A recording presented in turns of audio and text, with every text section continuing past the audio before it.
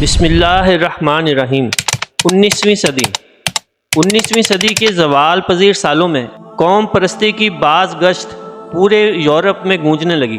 تاریخی طور پر تمام بر اعظموں میں بکھرے ہوئے یہودی باشندوں نے ایک وطن کی تلاش کی۔ پھر کیا ہوا؟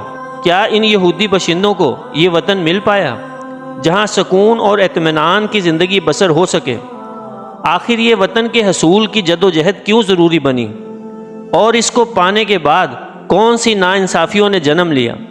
آج کی ویڈیو میں ہم آپ کو بتائیں گے، لہٰذا آپ سے گزارش ہے ویڈیو کو اینڈ تک ضرور دیکھیں اور چینل کو سبسکرائب کر لیں۔ محترم سامعین، صہیونیت کے تصور نے جڑ پکڑ لی، جس کی سربراہی تھیوڈ ہرزل جیسے بصیرت نے کی، جس نے یورپ میں بسنے والے یہودی قوم کو ایک آزاد ریاست کا تصور پیش کیا۔ اس کی نظریں تاریخ اور تنازعات کے تانے بانے میں بنے ہوئے خطہ فلسطین پر جمی تھیں۔ اس تیزی سے بڑھتی ہوئی صہیونی تحریک کے پس منظر میں فلسطین پر قابض سلطنت عثمانیہ اندرونی تنزع کا شکار ہو گئی۔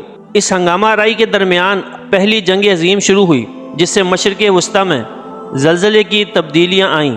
1917 میں جنگ کی افراتفری کے درمیان برطانوی حکومت نے اعلان بالفور جاری کیا۔ آرتھر بالفور کی تحریر کردہ اس دستاویز میں فلسطین میں یہودی لوگوں کے لیے قومی گھر کے قیام کی حمایت کا اظہار کیا گیا ہے۔ اس اعلان کی سیاہی نے کئی دہائیوں کی کشیدگی کی بنیاد ڈالی۔ جنگ کے بعد لیگ آف نیشنز نے برطانیہ کو فلسطین کا انتظام کرنے کا مینڈیٹ عطا کیا۔ صہیونی خواب کی وجہ سے یہودیوں کی نقل مکانی میں اضافہ ہوا، تاہم آباد کاروں کی یہ لہر عرب آبادی کی امنگوں سے ٹکرا گئی، جس نے ایک غیر مستحکم ماحول کو فروغ دیا۔ سامعین، جیسے ہی سورج 29 نومبر 1947 کو افق کے نیچے ڈوب گیا، اقوام متحدہ کی جنرل اسمبلی نے فلسطین کی تقسیم کے منصوبے پر ووٹ دیا۔ اس منصوبے میں یروشلم کو ایک بین الاقوامی شہر کے طور پر الگ الگ یہودی اور عرب ریاستوں کے قیام کی تجویز پیش کی گئی تھی۔ ڈائی کاس کیا گیا تھا۔ ڈیوڈ بین گوریون کی قیادت میں یہودی قیادت نے اقوام متحدہ کی تجویز کو قبول کر لیا، لیکن عرب دنیا کے لیے یہ نگلنے والی کڑوی گولی تھی۔ تناؤ بڑھتا گیا، 1948 میں ابلتے ہوئے مقام تک پہنچ گیا۔ 14 مئی 1948 کو ڈیوڈ بین گورین نے اسرائیل کی ریاست کے قیام کا اعلان کیا۔ ایک نئی قوم نے جنم لیا اور اس کے ساتھ ہی پہلی عرب اسرائیلی جنگ چھڑ گئی۔ پڑوسی عرب ریاستوں نے تقسیم سے مشکل ہو کر حملہ کر دیا اور ایک تنازع کی منزلیں طے ہوئیں جو اس خطے کو نسلوں تک شکل دے گئی۔ اس جنگ کے نتیجے میں فلسطینیوں کی ہجرت نکبت کی صورت میں ہوئی، کیونکہ لاکھوں لوگ بھاگ گئے یا اپنے گھروں سے بے دخل ہوئے، سرحدیں بدل گئیں اور زمین پر ایک نازک جنگ بندی قائم ہو گئی۔ سامعین، ہر ایک نے زمین کی تزئین پر ایک پرمنٹ نشان چھوڑا۔ 1956 کا سوئز بحران، 1967 کی 6 روزہ جنگ اور 1973 کی یوم کپور جنگ سامنے آئی۔ ہر ایک نے سرحدوں کو دوبارہ کھینچا اور جیو پولیٹیکل بساط کو نئی شکل دی۔ 1967 میں اسرائیل نے مغربی کنارے، مشرقی یروشلم اور غزہ کی پٹی پر قبضہ کر لیا۔ علاقوں کو کچھ لوگوں نے جائز طور پر دوبارہ حاصل کیا، دوسروں نے مقبوضہ زمین کے طور پر دیکھا۔ ان خطوں کے انتظامات کی پیچیدگیاں، جن میں سے ہر ایک اپنی منفرد ثقافتی اور تاریخی شناخت رکھتا ہے، اسرائیلی حکومت کے لیے گوڈین گرہ بن گیا۔ امن قائم کرنے کی کوششوں نے 1970 کی دہائی کے آخر میں زور پکڑا۔ 1978 میں کیمپ ڈیوڈ معاہدے نے ایک تاریخی پیش رفت کی، کیونکہ مصر اسرائیل کی قانونی حیثیت کو تسلیم کرنے والا پہلا عرب ملک بن گیا۔ تاہم فلسطین کا سوال طول پکڑتا رہا، جس نے جامع امن کے امکانات پر سایہ ڈالا۔ 20ویں صدی کے آخر میں فلسطینیوں میں عدم اطمینان کی لہر پہلی انقطاع کی شکل میں پھوٹ پڑی، جو اسرائیلی حکومت کے خلاف نچلی سطح پر بغاوت تھی۔ اسرائیلی ٹینکوں پر پتھراؤ کرنے والے فلسطینی نوجوانوں کی تصویر مزاحمت اور مایوسی کی علامت بن گئی۔ اس ہنگامہ خیزی کے درمیان اوسلو معاہدے کی صورت میں امید کی کرن ابھری۔ 1990 کی دہائی کے اوائل میں دستخط کیے گئے اور ان معاہدوں کا مقصد 2 ریاستی حل کی راہ ہموار کرنا تھا۔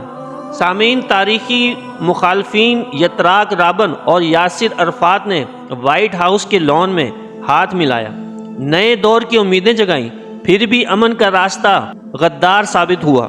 1995 میں روبن کے قتل نے خطے میں صدمے کی لہریں بھیج دیں، جس سے امن کے نازک عمل کو دھچکا لگا۔ دوسرا انقطاع 2000 میں پھوٹ پڑا، جس کی نشاندہی خودکش بم دھماکوں، اسرائیلی فوج کی در اندازی اور تشدد کے گہرے ہوتے ہوئے دور سے ہوئی۔